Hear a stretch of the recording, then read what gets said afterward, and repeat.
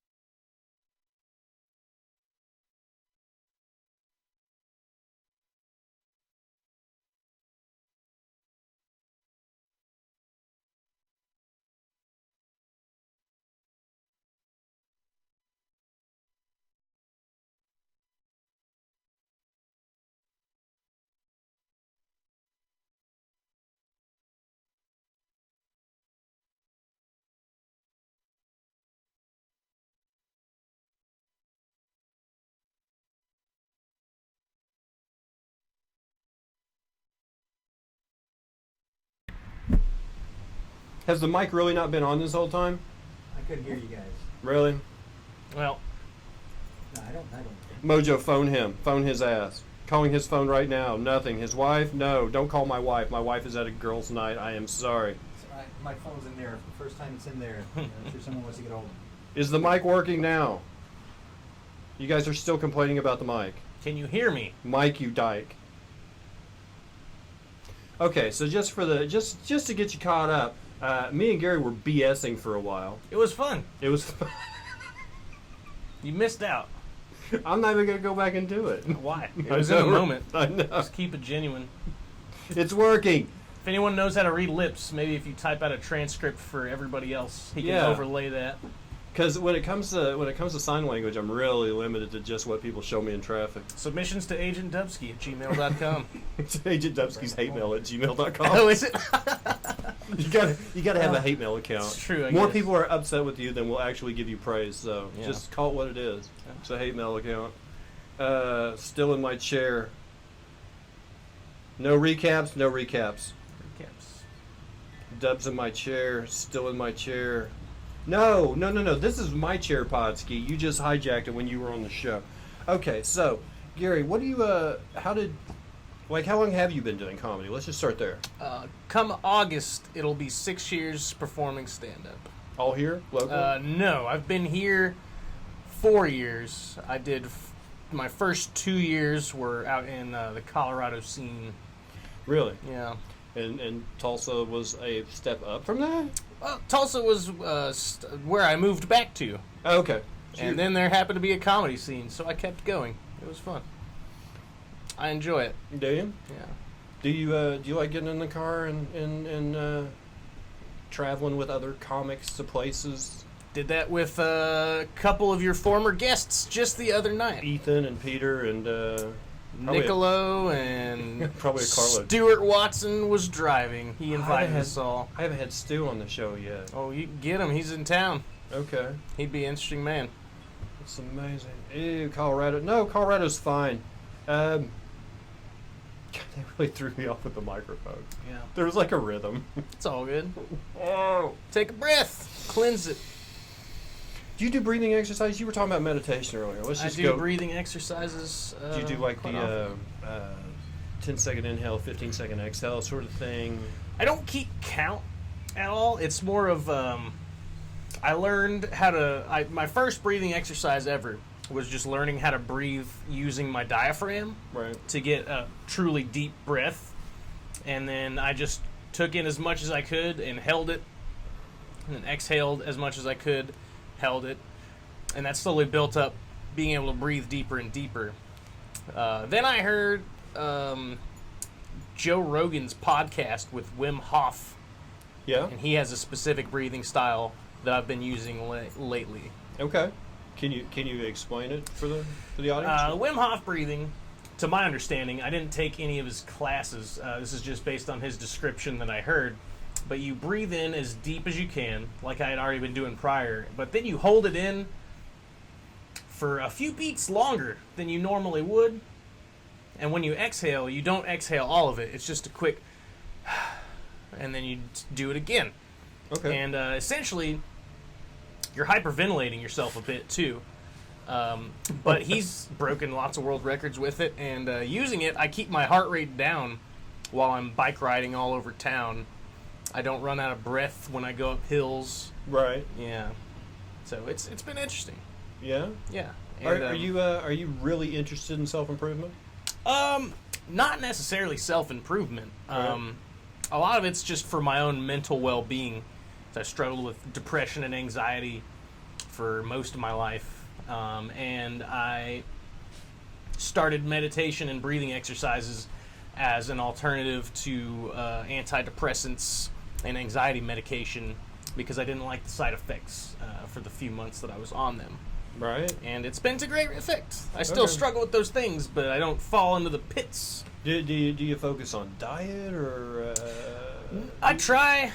I've gained a bit in the last year, but no, I feel better. I like the way I feel when I'm eating lots of vegetables and eating more healthy things, less junk. But I try not to focus too hard on anything, honestly. Because then if you end up failing to do it, you can get hard on yourself. Right. And you can get down in the dumps. I don't know. Just kind of angle yourself towards healthier choices, and at the very least you'll enjoy the experience of being alive more than you did. Do you find people that are that have the job title life coach, do you find them a bit pretentious? Like, you have it all figured out? Who the hell are you? What have you done? I like to refer to myself as an unsolicited life coach because it makes me laugh. But yeah, a lot of the things I'm into, the communities of people that are into them rub me the wrong way. Like yoga and. There's a lot of things I'm interested in, but as soon as I see the people that back that particular, I'm like, I don't know. He's reading my mail. Yeah, I know. It's like you really want to eat healthy, but then you go into, well, I don't know. I haven't been into Sprouts. Is pretty nice when you go in there, but you go into a place like Whole Foods before. Mm-hmm. Wild Oats. When you went into Wild Oats, and Never been to a Wild Oats. okay, that was what Whole Foods was before it was Whole Foods. Okay. In that location at 41st and Peoria. Gotcha. It was a Wild Oats food store. And you would walk in and you're like, I'm going to make some healthy choices. I want to feel good about myself. And the first person you see looks like an Auschwitz victim with the sunken skin and they smell like garlic. And you're like, I don't want to be her. Yeah. You are representing this community poorly, ma'am. I've met a lot of fat fucking vegans, I'll tell you. Well, they're just getting started. Yeah, no, they're not. Or they're junk food vegan. It's, well, Oreos are technically vegan, I'll tell you that Oreos much. and vodka, man. Oreos freak me out anyway, because it's supposed to be a chocolate cream cookie. I've had Swiss, Dutch, Belgian, milk, and dark chocolate, and I've had real cream before, and it does not taste like a fucking Oreo. Yeah, it does. Anywhere. The chocolate in the Oreo is not real chocolate, and the cream's not real cream. People get soft spots for things they had as a kid. Oh yeah, I forgot about the patchouli guy. All you need, man, is some essential oils. It'll heal you of whatever is wrong with you. All the women in my family tell me all that. I do like the essential oils though. When I quit smoking, Yep. there's one of the oils is actually Pound it for quitting smoking. since January. It's been a little over 2 months for me, so what is that? April for me. Extra day on your life, my friend. And even more lung capacity Right. for my breathing exercises. But yeah, there's one of the essential oils helps you with nicotine addiction. It was Which one? black pepper. Oh. So for I didn't know that. a couple of days, I knocked out the black pepper in the diffuser and sweated it out. Oh, wow. There you Yeah, go. like heroin junkie. Like I'm not leaving this room until I quit I sweating. used a vape pen as a crutch Oh yeah. to get off over mine. But no, essential oils are great. I've used tea tree oil to completely get rid of warts on my foot. It's antifungal, bitches. All right, let's start with these questions. Uncle Gary, how did you get your name / stage name? Thank you so much. We went over that, but here it comes again. Yeah, the microphone was off. Yeah. Well, my Classic sisters started fucking and they got pregnant. Not me. They weren't fucking me. And he became an uncle. I became an uncle. I've got 5 nephews and a niece, and they all call me Uncle Gary. And now, so do a lot of adults around Tulsa. It's true. Do you eat tomatoes? My grandpa said it would grow hair on my chest. Well, I don't know if that's what did it. But I do eat tomatoes. They are delicious. Well spotted. It must be that 4K high definition chest hair there. It's the lights. It's the- It's really highlighting the shadows of my hair. Patchouli oil. Okay, now I'm kind of in agreement with. There's a lot of oils that I can deal with, and then there's some of them that I really like, and then Mhm. there's patchouli. Yeah. I've never tried patchouli oil. Whenever I heard Patton Oswalt's bit about patchouli oil smelling like dirt that's been fucked by a hobo, I was like, that is the perfect way of looking at that god awful stuff. I do have a patchouli incense, and I like the smell of it. Dude, what But- is it mixed with something? Is it like patchouli chamba? It's one of those Nag Champa ones, so Yeah. it's probably got Yeah. some stuff mixed in. But Because straight patchouli just is. Ugh. yeah, I've never had That's the displeasure. Why did you quit smoking? Was it the warning label? No, Turns out those things are bad for you. Did you know if you read the side of a cigarette carton really close, it'll tell you it's bad for you. I love that bit. yeah. I like I can't remember who did it. It might have been Doug Stanhope. It sounds like one of his bits, but he's talking about the different labels on cigarettes. He's like, give me the low birth weight cigarettes, not the like mesothelioma ones. I can handle low birth weight. Give me the ones that just birth defects. Because I'm a man, I can handle that. What was the other bit? It was the one about the label on the side. I won't think of it. See, I love essential oil that smells like baby cum. What? It's a great effort. How? Okay, there's a lot of presupposition here. Number one, that you could jerk off a baby. Number two, that it's You can try. that its ejaculate has an odor. And of course, 3, that in some way that would turn you on.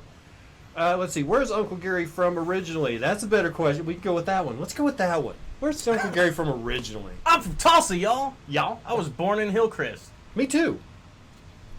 Never left the neighborhood. I tell people, I was born in Hillcrest. I'll probably die near it. You know, I see you around almost, and I hate to compare you to anyone insane, but I see you all around almost as much as I see Paul Tay. Who is Paul Tay? Paul Tay? The mayoral candidate that dressed up like Santa Claus with the big inflatable dildo. Oh! Because, like, I've seen you over. I was doing a job at, like, between 21st and 31st off Boston or Cincinnati. I remember and it I well. saw you over there. You said you passed by my house all the time, so you're over here. Because this is, like, my little vein of town right Yeah, here. mine too. I That's miss probably the, why you see me a lot. I miss the parlor. Like, that was, like, comedy place right down the street. Boom. Before our road trip on Wednesday, we all met over at the Comedy Parlor. R.I.P. Yeah. No. Don't waste your booze, but pour out some mental vodka or something. You're kind of a logical thinking guy. Well, you have to. Yeah. I mean, you can argue, and you can play chess. So. I love chess. Yeah. I do. Does how your brain works offer any room, let's just say, for like spirituality? Oh, sure. Does it? Yeah. Or does the logic part of it just kind of push anything that would be faith or feeling or belief based out of the way? No, not at all. Because I'm a very intuitive sort of guy. That's a lot how I live my life is based on my own feelings on things. I can think about things logically, but I like the way Terrence McKenna always put it. Like, I don't believe in believing in things. I'm open to all sorts of experiences. So you can entertain a notion without believing in it, which helps with all those wooey things that I had to learn how to do. I listened to them. I'm like, okay, well, all right, and I was able to take the benefits of the practices and then just go do them by myself in solitude, where there's none of that other stuff.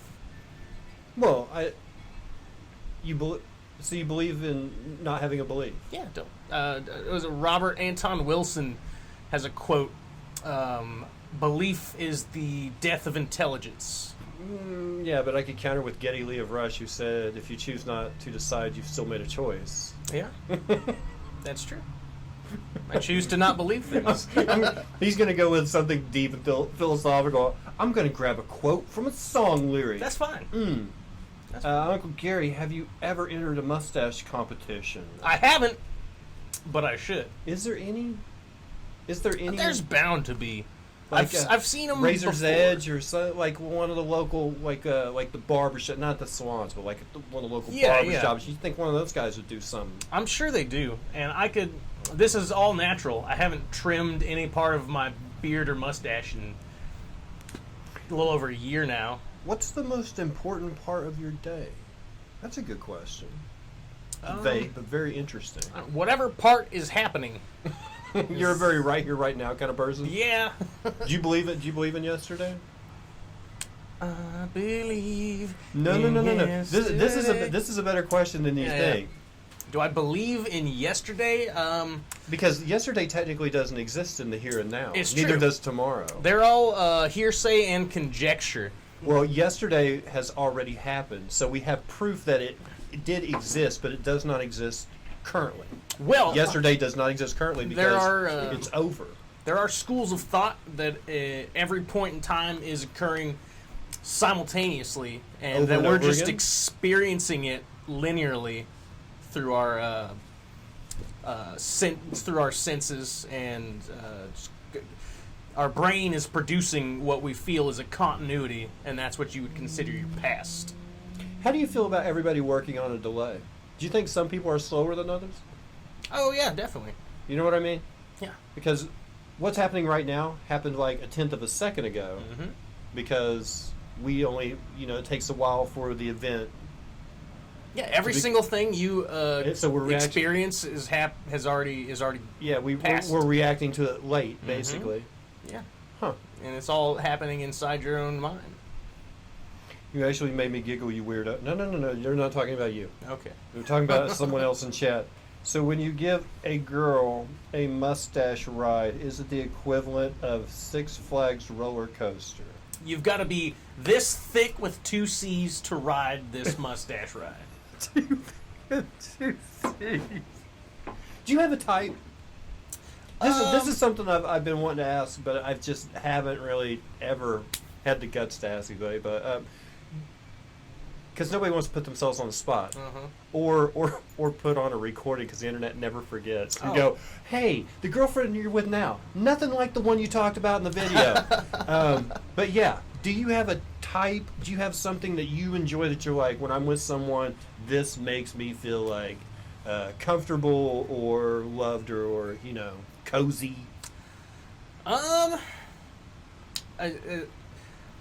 The way that they make me feel is all different, but it seems in retrospect that my type is emotionally unstable women with father issues. Not that I seek that out, it just keeps happening. Physically, they've all been quite varied, so I don't have a physical type. But there is one unifying. Yeah, they've all to differing degrees. And I'm sure I'm exactly I'm similarly broken on the inside, but it all starts with a bottle of gin in their purse. If there's I prefer whiskey, but whatever. It's you do you. Oh man, we used to go to the VFW when it was on like 2 Saturdays a month. They would do big band dances. Oh yeah. Yeah, so we'd go down there and there'd be all these old guys, old girls down there, from the war, and still, going out on Saturday night, putting on a suit. The old fella out there in the suit, and the lady in her putting like the bright red lipstick on. Guess what? Those people weren't spending money on drinks. They brought their own. In the VFW, that main hall, like there's a bar open. Like you come in the doors and to the left and around the corner, there's a little bar back there. None of those people were spending money there. Like there were ladies back there. You get to go in there if you're in your 20s and dance with a couple old gals, and they would share their booze with you because they brought it in their purse. They did. Yeah. Oh, I miss the VFW. Come back. We're doing open mics on Wednesdays now. I'm doing this. But how long do you do this each night? Between 6 and 10. Okay, that is too late. Yeah. But I do this so I can, on Fridays, have like a pretty good crowd for it. It gives me like 4 days a week to like connect with people and tell them, be here Friday. Yeah. It's like free advertising for 4 days a week. It's like taking Peter's class. You get on stage for free for like 6 weeks. And nobody can bump you from the... Remember the bucket? Remember the Sunday night bucket? Yeah. See, if you were in Peter's class, you didn't have to do that. You got an automatic spot. Oh, yeah, that's right. Yeah. I went into Peter's class as an observer a lot because he would like ask me my opinion, but it never got me free stage time. I had to drop it in the bucket. What is your favorite thing in Tulsa? Ooh, my favorite thing in Tulsa? The trees. Trees. Like, yeah, all of the trees. It's. Have you ever seen Tulsa from the top of one of the buildings downtown? I haven't. You can't see the neighborhoods. I believe it. It's all trees. Mm-hmm. Nice little... I've always been a fan of the greenery. That's why I could never go to Oklahoma City. Yeah. Uncle Gary, do you like to people watch? What kind of person stands out to you? I love to people watch. My service industry career, sometimes I'm a cashier, so that's all I've got to do. And all sorts of people interest me. From the folks that clearly have signs of rickets to motorcycle club members wearing cuts. People still get rickets? Yeah, it's inbreeding. It's a problem. Not as bad here as it was in North Carolina. I'll give you that. But I do still see it. I want to give him a pickaxe and have him go, nothing. Rickets is like... I thought it was like a 1920s thing. Inbreeding's a bad thing. Awesome. I thought we beat rickets when we beat tuberculosis and consumption. I didn't know. Well, anti-vaxxers, man. What are you gonna do? Dysentery and rickets. Let's see. You remember that time I can't remember? So when you're saying someone's suffering from rickets, you mean that's just a nice way of saying they're inbred. Yeah. Okay. Yeah, because they got the leg thing. You know what I'm fucking talking about. What leg thing? Tell me about the leg. The leg thing? Where they like? Tell me the leg thing. Their legs are like there's no musculature at all. It's like they have cankles, but their legs are still skinny, and their knees are kind of like they don't bend right, so they kind of have like a weird bow-legged gait. No judgment. I mean, it sucks. It looks like terrible. Oh, we need to hang out just for that one time. You're like, that's him. That's him. That's the one I'm talking about right there. And I'll be like, oh. I'm always down for whiskey and chess, dude. Right. You know. Does Uncle Gary play chess at Barnes and Noble? I've never played chess at Barnes and Noble. I don't even know where the Barnes and Noble is here. 41st and Yale. Okay, that's a little further south than I usually travel, but I usually play online or in person with folks around the Renaissance neighborhood area. You know Van's been pushing for a chess team. He's been pushing for a chess team since I first met him. Right. And it never happens, but and I miss the guy. So finally I was like, Van, why do we need a team if we're just going to play against each other? He's like, no, we're going to play against other teams. So, okay, what other teams, Van? He goes, those sons of bitches up at Barnes and Noble every Friday night. And I was like, wait, what? You have beef with a chess club here? Oh, I didn't even know. You got me involved in a turf war? A chess turf war? All right. I went up there. Organized? I saw the competition. I couldn't do it. I would sooner like to munch on the barrel of a gun than sit there and watch a guy take his full 2 minutes. For crying out loud. Move your piece. You've had plenty of time. You've stared at the board ad nauseum. Move a piece, now, please. Can you the people smoke and drink in a Barnes and Noble? No, you can't. Okay. But I could forgo that. Yeah. I could forgo that. I could bring a flask. I could get a vape pen. Oh yeah. Go in the bathroom. Hit That's it a couple true. times. Whatever. While he's taking his sweet. Oh my god. It's the guy who knows his next move and is still gonna let that clock run out. Oh, it just drives me fucking crazy. Are you into BDSM? Asking for me. It's not my particular kink. However, I'm not opposed to doing it if that's what you're into. I had a girlfriend who was into that. Do you find yourself attracting, like you said, mentally unstable, but With father issues. With father issues, that doesn't always mean a freak, if you know what I mean. Not always, but most of the time. Have you ever come across that rarefied air where you're in a situation and it's they're very aggressive until the scene ends and then they start crying? I have luckily not. You know what I'm talking about? Like they're I would deal. super aggressive and they're Yeah. like taking the initiative the whole time. Then when it's over, it's like, don't touch me. Like, wait, what? The closest You guys were beating my ass a minute ago. The closest I'd ever come to that, and there was no BDSM involved, was just like in the middle, the girl was like, all right, I'm not into this anymore. Sorry. And because I'm a gentleman, I pulled out, and it was fine. It was fine. We're still friends.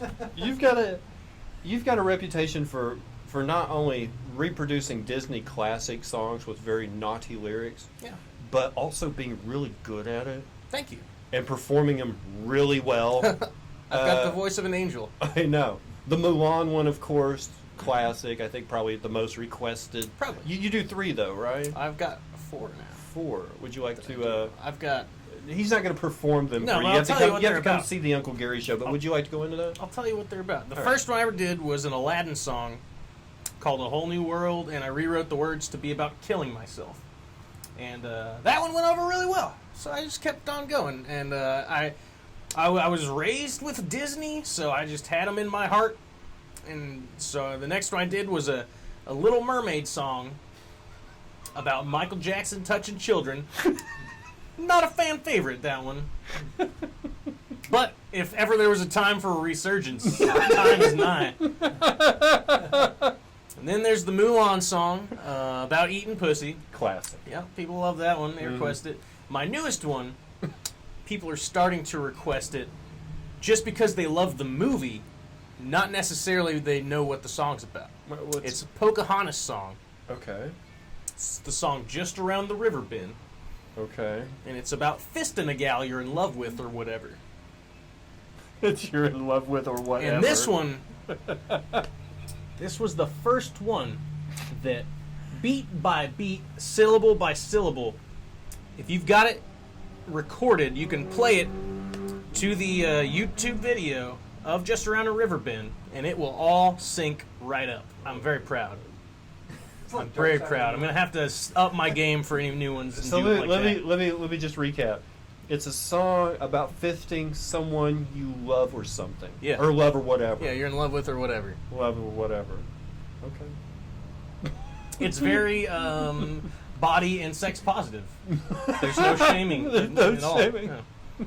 So it's also popular. Is it kind of a remake of Frank Zappa's Broken Hearts Are for Assholes with a little wristwatch Crisco action in there? I don't know what wristwatch Crisco is. Wristwatch Crisco. It's a little. Never mind. Oh, like lubrication. Yes. Okay. It's a little. I don't discuss lube at all in the song. Oh, that's a But shame. it's So it doesn't. It's not really a how-to. It's No, more no, of no, a- no. It's more of an ode to. it's more of a love song about fisting. Okay. From the position of the lady who is Pocahontas, because she's the one singing the song. You gotta understand. Right. Yeah. So she's the one. She's the one blowing out Yeah, she's blowing out the wristwatch Crisco, the as you so dude. eloquently. She's No, she wants it inside of her. okay. She's come to the show. Come to the Sure, show. I'll sing it. I'll sing it for you. You'll You'll fucking love it. love it. No lube. What the? You, I never said there was or was not. It's just not. mentioned in the It's not song. a how-to song. Yeah. It's not step by step how to fist the one you love. If you were gonna do that, I don't think you could use a Disney sort of template. I think you might need to use Journey for that. Maybe. Yeah. I have been. Other comedians have been. Peter Bedgood specifically has been requesting me to like start parodying other types of songs. Stop your belly aching, Buck Rogers. It's just a diver's watch. Stop your belly aching, Buck Rogers. Will there be a mashup of his horrible parodies? Wait. First of all, they're not horrible. Second of all, a mashup. You mean like a mix? Is he gonna do like a mixtape of all of his hits, like a medley? Is he gonna do a Disney medley? If I was ever going to do anything with them in that vein, it would just be a parody album, because they're all fairly complete in and of themselves, and the whole magic of it is that they sound really similar, or in the case of the Pocahontas song, are exactly the same as the movie version of the song, because it's so fun for me that people will always come up and say, hey, I was watching Aladdin with my child, and I started singing this song, and all I could think about was suicide. And I was like, thank you for telling me that. It warms my heart. I can't watch Mulan in front of the kids. I'll be honest. Like, I'll eat the yeah, you could. You know, like for a big audience, like let's say you're doing a show, you're on the stage of like the Brady. You come out there with a little boombox, like a cassette tape. People still have cassette tapes. I don't know. Little cassette tape of like just one verse and the chorus of each song, just a little medley, just pieced together. It's a Gary's greatest hits. Gary's greatest. Uncle Gary's greatest hits. That's it would have to be like in the form of one of those old compilation albums from the 90s. Oh, okay. Will there be a mashup of his horrible parodies? I get it now. Mix 2 or 3 of those songs at the same time, like fisting suicide and whatnot. Oh, I got you now. Okay, like mixing the topics and having a suicide like, I want to fister. fist myself to death. Something. I get you. Is that even? I want to eat Can you? I want to eat the fuck out of some cyanide. Or You know, I at one time I broke both my arms and my wife had to wipe my butt for me. So I don't really think, like, even without my arms being broken, I don't think I could like get the right curve to. I don't think I could do it to myself. yeah, I think it's a logistical Nothing problem. worth doing is easy, Dubsky. Learned that from my grandma. What was what was Uncle Gary's first time doing stand-up like? About like you would expect. I was shaking and nervous and a rambly mess, but enough people laughed. Was it a dare? No. Really? No, it wasn't. Conscious decision? It was a friend I worked with at the time told me there was a new comedy club open in town, and I'd always been a fan of stand-up, and I've always enjoyed making people laugh, and I was suffering from withdrawals as far as stage time goes. I used to be the drummer in a lot of different bands when I was younger. Okay. And there was a period where I wasn't with anyone and I had no opportunity to get on stage. I just did karaoke to kind of tickle that taint spot. But then someone told me about that, and I decided I'm going to go give this a shot. And I enjoyed it well enough that I kept going. And then I got all right at it. I'd like to think I'm all right at it. Being in food service, do you still enjoy food? I love food. Do you? Mm-hmm. I mean, it doesn't. Not everywhere is fucking disgusting. Well, I know, but I mean, it only takes working in one kitchen for you to go, oh God, that's how you guys do that, and then it only takes working in the second kitchen to affirm that the first kitchen wasn't a fluke. You know what I mean? Oh, Two yeah. kitchens later, you're jaded in the restaurant industry. You're like, yeah. oh my God, this is the way every restaurant's gonna fucking be. You know what I mean? It's the way a lot of them are. Yeah. Yeah. Yeah. So. But I've been doing it for almost 16 years. I've been working in kitchens. Okay. And doing other things. And you just kind of realize if as long as you take enough precautions, the worst that's going to happen is maybe food poisoning, which sucks. You don't want that. But, I mean, other than that, no, you're probably not going to get any diseases. You're just going to get a more diverse gut flora or something. Let's see. Where is a great place to eat? There's so many great places to eat. What the fuck you want to eat? There's burger joints all over town that are amazing. Pizza spots that are local. Eat local. That's what I'll say. Go to your support your local economy. Okay. So local. Let's just talk about ZA. Hideaway, Andolini's, Sabastanos. What do you? I like Andolini's. I've never had Hideaway, but I've heard it's amazing. You like the in-house mozzarella they do at Andolini's? Yeah, I like I do Andolini's. too.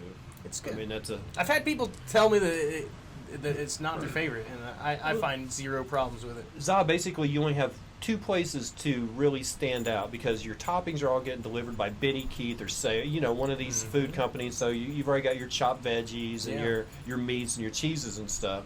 So about the only place you can stand out in the pizza world is how you're doing your crust if you're not buying it from somebody, and your sauce. And I worked I was a pizza chef in North Carolina for about a year. Yeah? Yeah, and talk about one of the grossest kitchens I've ever worked in my life. What's the craziest, North Carolina, what's their idea of a far-out pizza in North Carolina? Well, they just super loaded up meat supreme pizzas. North Carolina's we're fat here. Don't bring vegetables. We don't do vegetables. They put vegetables on the supreme. It's just surrounded by pork and beef. Yeah, lots of bacon. Okay, they've clarified. Not where is a great place to eat. Where will I get the least sick? Oh, well. Who's got the cleanest Depends on your kitchen? constitution, pussy. That's what I say to you. You don't have to get sick. Just stay healthy.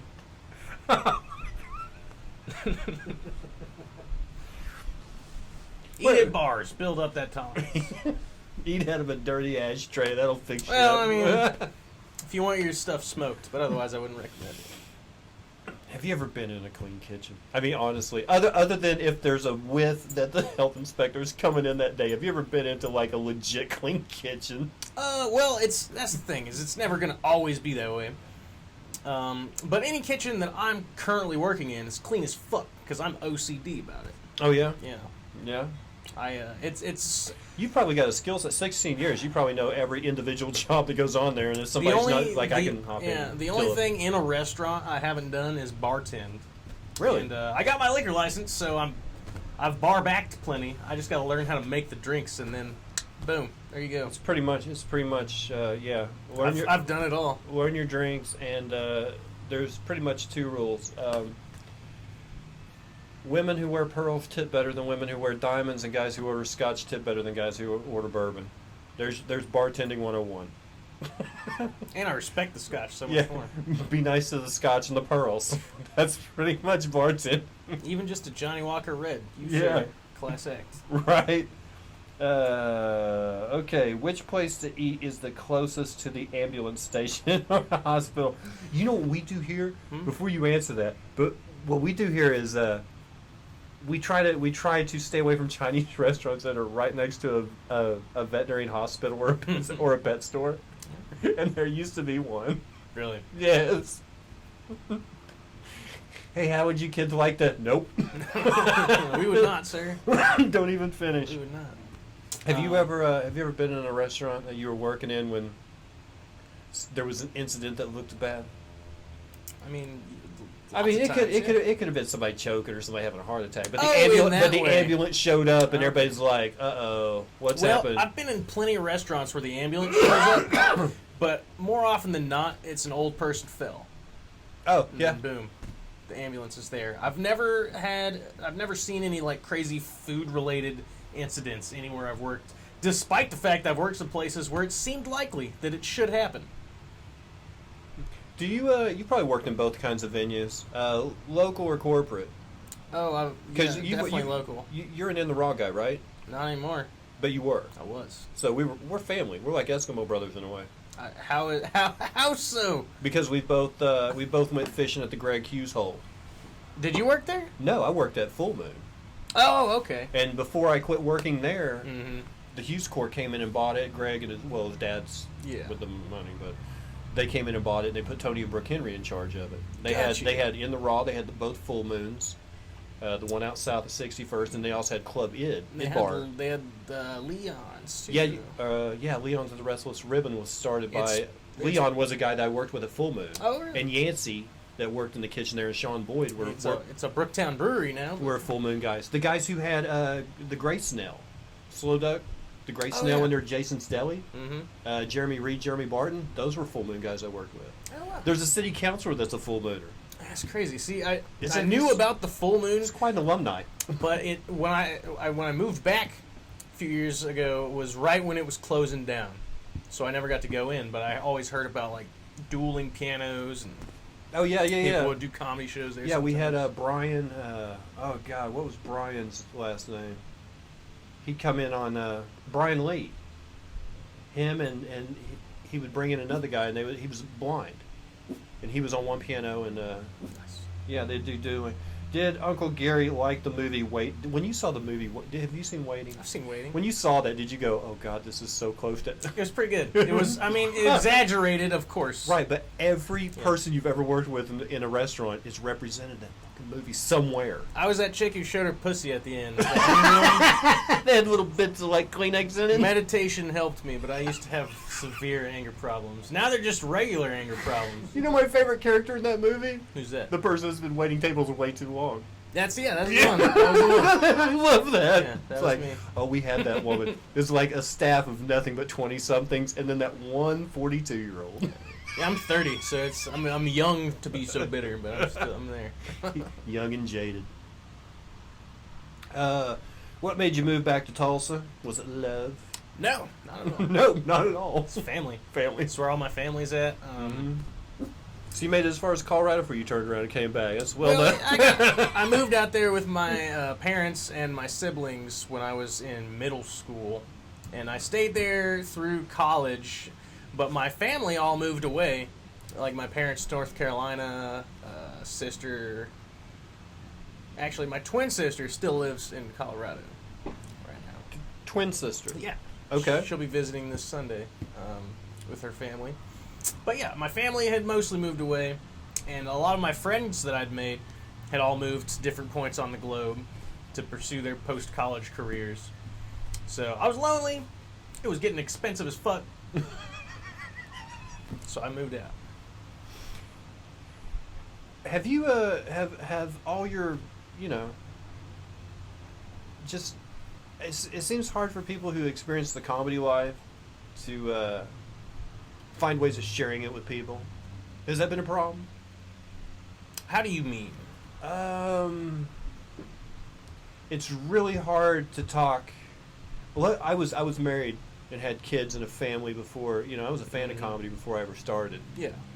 So I already had it locked. But I mean, like, is it tough trying to convince someone, hey, I really like you. I think you really like me too. We could hang out and stuff. But I am a comedian. You know what I mean? I do. Like you could probably like sell them on anything other than I do stand up. Like, oh, I'm a janitor at a mental health facility. Right. That's not bad. Fucking And stable. I also do open mics, and they're like, ah. Well, I suppose. I don't know. Maybe it's. Do you hide it from people? No, I've never. Well, I mean, don't hide it. if you meet a nice one of the nice ladies in No, town. I think one of the reasons I perpetually end up with crazies is because I invite every single person I meet to come watch me do shows, and then the ones that see that and are like, "I'm into you." But I mean, that's what you gotta be into. I'm a fucking weird person. Would you be surprised, like happily surprised, or would you be a little bit hesitant if you could tell you invited a girl to a show? Let's just play this out. Okay. You invite a girl to a show. She comes. She doesn't really want to be there. You can tell she doesn't want to be there. You're on stage. You're doing your thing. You can tell she's not into it. And then someone requests Mulan, and then she gets into it. Would that shock you a little bit? Would that put you off that the only thing that she liked was the dirtiest thing that you did that night? And you're like, she wasn't into me before I started that. Now she's like totally into me. No, I've yet to meet the person who doesn't love that fucking song. The most prudish person is like, it's not necessarily my thing, but goddamn, you did it. Yes, Uncle Gary has a twin. I didn't skip over that. I was like, Yeah, check it out. I have a Dr. Seuss tattoo. I don't know if you can Thing see one? it. This is thing 2. My twin sister has thing 1 because she got pulled out of the cesarean wound first. So she was always thing 1. I'm thing 2. We were born on Dr. Seuss's birthday. I should state that. That's why we did it. that might be the coolest thing I've heard this week. That's why I told you. I want you to have a good show, Dubsky. I'm glad you have that right there, by the way. Does she? I don't hide behind my name because I have to promote my own shows on here, so everybody knows my real name. Oh, got you. I put that up there originally, and then after about the third person to go on here and say, "Well, John," I was like, "I'll just leave it." To be fair, I haven't said it once. I know. Good. How cool! I know the Dr. Seuss birthday thing, right? I'm a Pisces. Girls love guys with a sense of humor. Sometimes. Yeah, some of them do. that's okay. It's more like a It's more like a secondary thing. It's like financial stability, primary objective. I would say if you asked a girl what's the one thing that she thinks is the most important personality trait of a man that she would want to be with, and she says sense of humor, I'm going to say 9 out of 10 times she's lying. I just don't think it's fucking true at all. I don't. Well, I think they're thinking, what sounds good that doesn't make me look bad? They might I even like a genuinely sense think of that. humor. They might genuinely think that about themselves Maybe. as well. But I don't think they're being completely honest. No, it is. Come on. We're all a bunch of liars, and you can't trust anyone. Remember that, kids at home. How do you? Are you one of these guys? Because I am. I mean, I'll point the finger at me. Are you one of these guys that you're like, there has been so much bad programming from everybody trying to program you that you just want to get away from everybody, reboot, and start over? I do love psychedelics. I'm a self-proclaimed psychonaut, and yeah, that is what you got to do. It is what you got to do. Did you ever experience a long period of time playing around with mind-expanding, recreationals or what? Hell yes, I did. I still do. Really? This is yeah. I mean, this is a performance piece. Can't incriminate me. Right. So- But February. Statute of limitations ran out on mine. February of 2000. Mm-hmm. From the first week in February 2000 to like the middle of March 2000. So for like 6 weeks straight, I averaged about 6 hits of acid a day. Really? Between 5 and 6 hits a day for about 6 weeks. And they say every time that you take a hit of acid, a little bit of your personality changes. There's probably nothing left of the old me. Oh, Absolutely nothing wrong with zip. that. But on the other end of it, it's like, I don't trust anybody. No, like Well, actually, paranoia. when I yes, when it I is. first started doing it, I would do it more frequently. Not that fucking frequently, but a lot more frequently. I got it out of my systems. Like Really? 1 month and a half of absolute craziness till my back started hurting Mhm. because of all the strychnine in the cut. But Yeah. it builds up around the little pockets around your spine, and you're just like, eh. So It's true. But no, after a while, I started just doing it alone, and I got a lot deeper into it than I ever did before, and that's when it started like being more of a like once, maybe 2 times a year sort of deal that I just delve real deep in because it can be painful. and I don't have that much. I want to be able to shut it off. Well, and yeah. trips are like, it might be you can't really plan for it. You're like, well, I'll just cut 4 hours out of my schedule to do this, and it's like, well, it might be 6-8 hours. You don't know.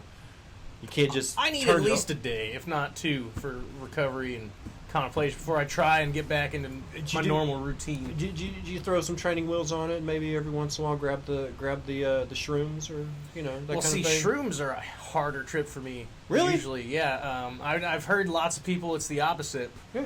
but shrooms were always way more intense than LSD, and now it's both. They both take me to essentially the same place. Yeah. But that's because I've done DMT as well, and that kind of just helped merge it all into the same space. I don't know that one. Dimethyltryptamine. It's the most potent hallucinogenic Oh. that there is. Your own brain creates it.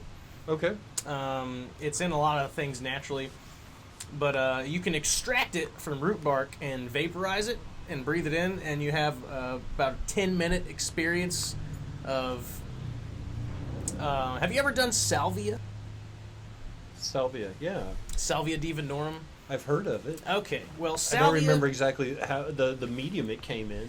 It's a lot of times you get it in like a dried leaf powder, Okay. and a lot of times they have different levels of extract they add to it. But those are the only 2 things that have ever actually taken away my entire perception of space and reality around me. So you've actually lost time. Like you've taken something that Mhm.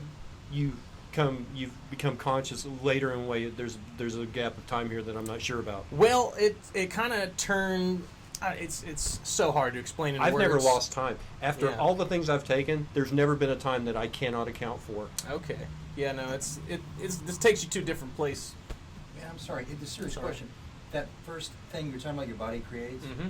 Is that the stuff your brain releases a lot of times when people are dying? And Yeah, it's How your body DMT is copes? released. They say I haven't read anything about it in a while, so this could be out of date. But they say if you're born naturally, so you get passed through the vajay, you get a dump of DMT, and when you die, you get a dump of DMT. And during extremely stressful, like near-death experiences, you'll get a dump of DMT. Fascinating. Yeah, that's what that is. And that's why the trip lasts so short a time when you smoke it, is because your body already, it's something native to it, so it knows just how to process it and get it out. Okay. It's the active ingredient in ayahuasca. You heard of ayahuasca? Yes.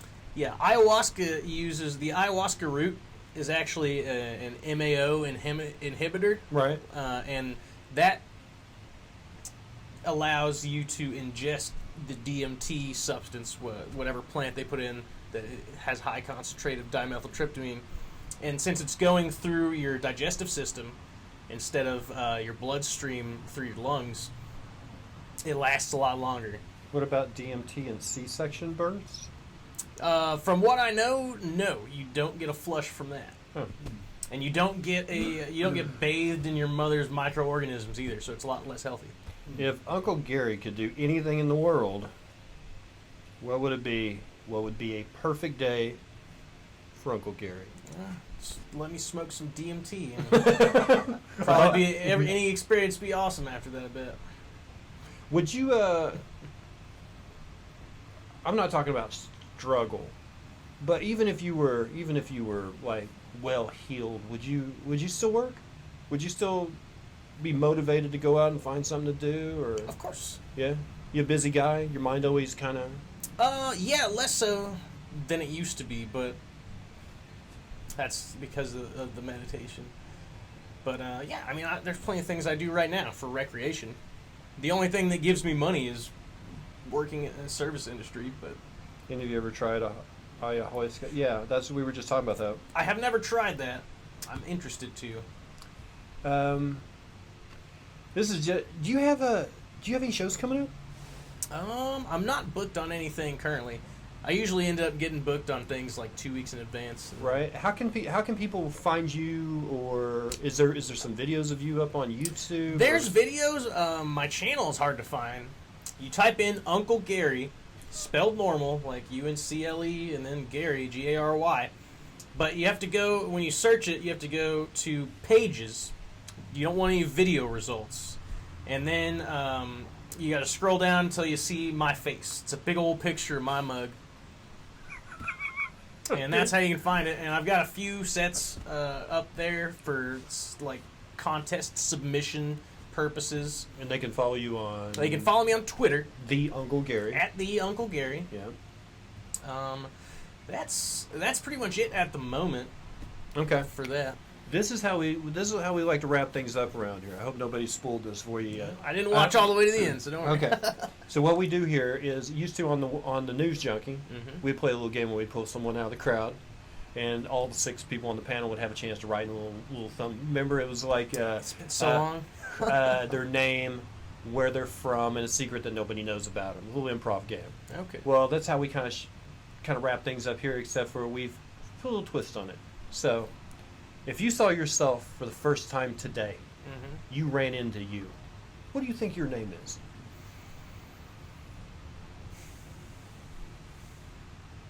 Gus. Gus. Yeah.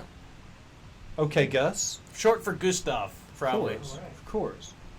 All right, Gus. Short for Gustav. Where do you think Gus is from, now that you've seen Gus for the first time? No, north of Admiral, probably. North of Admiral. Just a little local humor.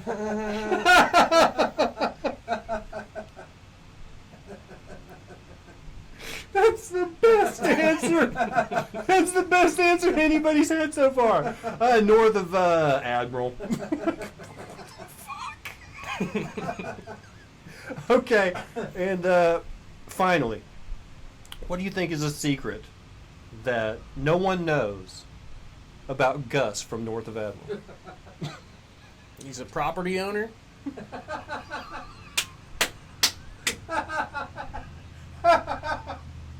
I can't fucking take it. That would be shocking to see a property owner named Gus north of Admiral. Uncle Gary is so fun. I hope he comes back. Really enjoyed this interview. Thank you, Mojo. Thank you, Mojo. Thank you, Digger Dog. Thank you, Guyver. Who else was in here? Raptor, John Baratheon, iPod Ski. Thank you, guys. Laxative. Thank you everyone for being here tonight. I'm gonna walk Uncle Gary to the fridge and let him raid it, and I'm kicking him the fuck out. Woo! Thank you guys so much for being here, and we'll be right back in a little bit. Okay? All right. Thank you, guys.